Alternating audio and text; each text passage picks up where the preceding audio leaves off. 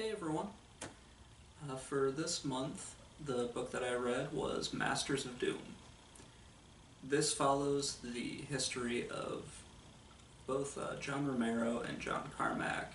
It talks about their childhood, talks about them coming together at the small company Softdisk, and eventually forming id Software, and then kind of how their relationship broke apart, and and it sort of stops around about 2004, 2005. Now, if you don't know anything about Doom, Doom was one of the first, really violent first-person shooters. It's fairly tame by today's standards, but back in the early to mid '90s when it came out, it was it was pretty crazy to look at. I was probably, I think, like 9 or 10 when Doom came out, and I heard a lot about it on the playground. I hadn't really played it a lot, but I eventually got it on a shareware release from one of my friends. Now, shareware is something that you don't see anymore, but it was the way a lot of people experienced games. If For me, the way I experienced a lot of video games, especially on PC, because we didn't have the internet at the time, but I was subscribed to Electronic Gaming Monthly, and I think I was subscribed to like a PC magazine at some point, or I got some magazine from the grocery store. And a lot of these like PC or tech magazines would have a CD with like several shareware titles in it. That's how I saw a lot of video games like Daggerfall, Marathon, and a few others. But Doom was Doom was one that just sort of like blew all the other shareware games out of the water. It was incredibly successful, and they're still making them today, as you guys have probably seen with the Switch and PS4. But this story goes into like how Doom sort of led to Carmack and Romero splitting. Uh, they started out at Softdisk after they both like eventually found their way there. It's a little bit confusing how they got there. They started like just as independent developers, which is another crazy thing to think about. There were just like kids like Carmack and Romero and a few others that are talked about in this book, just making games in their spare time and sending them out to companies, and those companies would publish them for them. I don't know how royalties really worked back then, but if you that just sounds amazing to me. Like that's how they did it back then. 'Cause you think you didn't have like Steam Greenlight, you didn't have like all of these online stores through your consoles or anything like that. You just had kids like mailing floppy disks at the time, because like it was just insane to think that, but that's how it happened. um, One of the crazy things, like I never played their game Commander Keen, which was one of the first games that, not really id, but sort of Carmack and Romero and another person who I'm blanking on right now, they all worked on it, and it was it was a pretty amazing feat for a PC to do, which is odd to think about because PCs, even at that time, were still technologically advanced compared to like the consoles. And if you could do it on an NES, then there was no reason you should not have been able to do it on a PC. But they sort of created the technology to do it, and they released Commander Keen, and that was a very successful game. And the way it was released, just like a lot of shareware titles, it was released in episodes.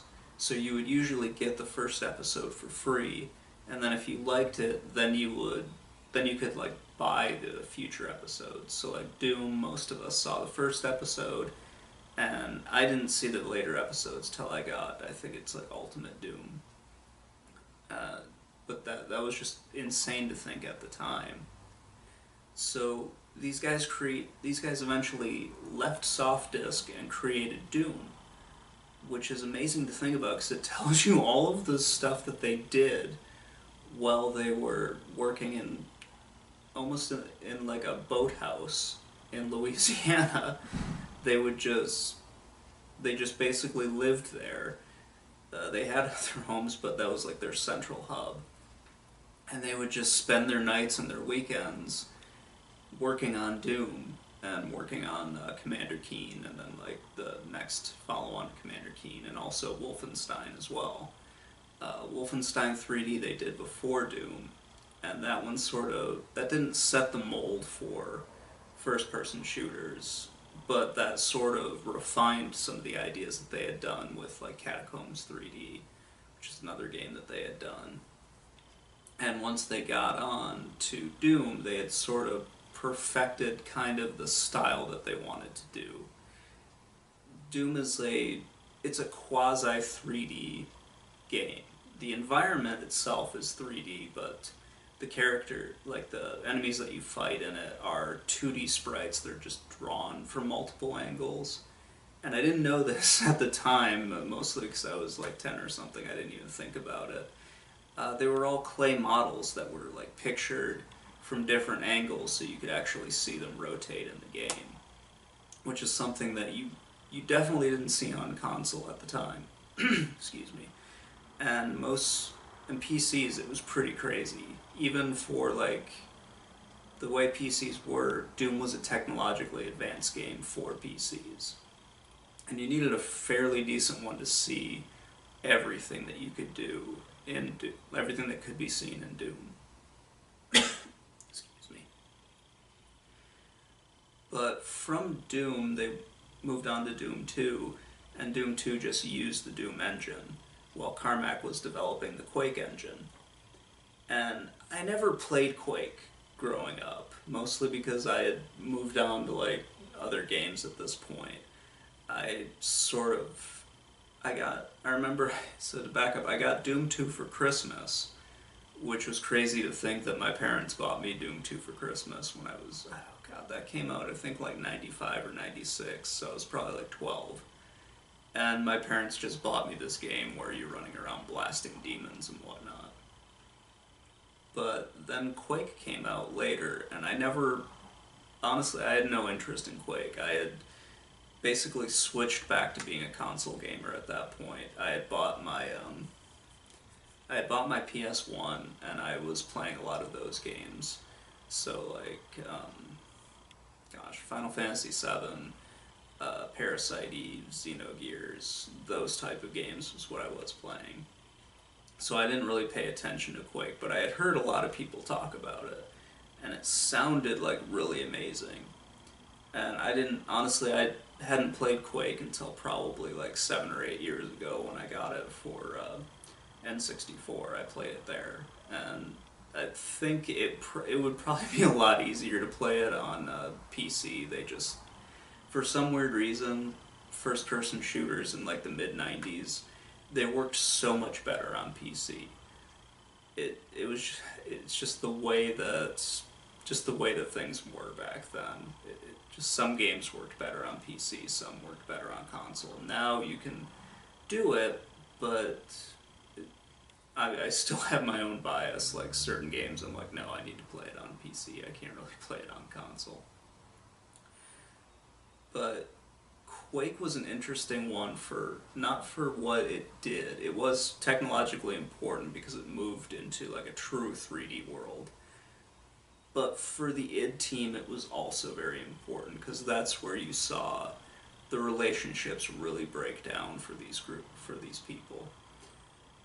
You had a group of friends that worked very, very hard to make very good games, and at this point in Quake, the personalities between the different people really started to clash. It hadn't really been an issue for them up until this point, when you saw Romero, who had a very different vision of where he wanted Quake to go, and also a different vision of where he wanted id to go. He thought that they could be making multiple games at once, and also publishing smaller titles.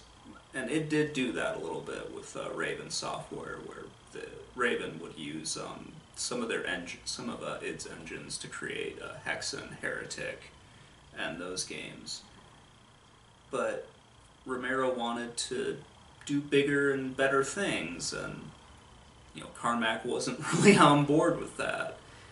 And this is a recurring thing, and it's brought up in the book. I have no idea if this is true. I can just go off what is in the book. Carmack didn't really know how to talk to people, and he had sort of this very arrogant way of doing things, where it was, this is what we're doing, and if you guys don't like it, I'm going to quit.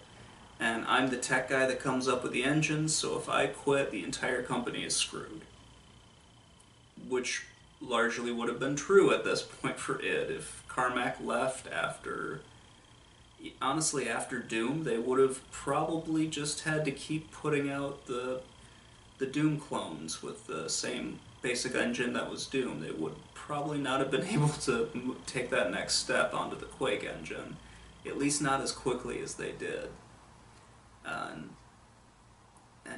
just from a lot of the issues they had with Quake, Romero left the company, and you saw Carmack and a few of the other people stay on, while Romero and another person, God, I cannot remember his name. That's gonna kill me, but I probably have it written down in here somewhere, but I can get that later.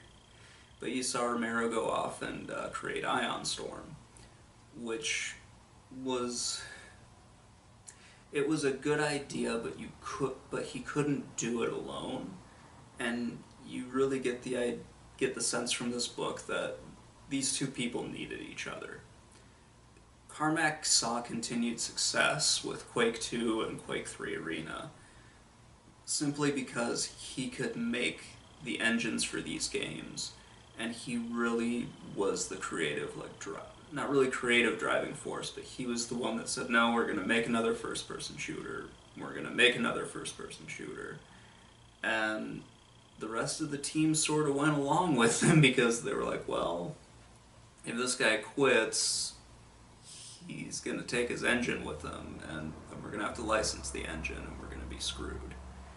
And you saw him sort of exert his creative, not really creative, but almost veto power over what they were doing.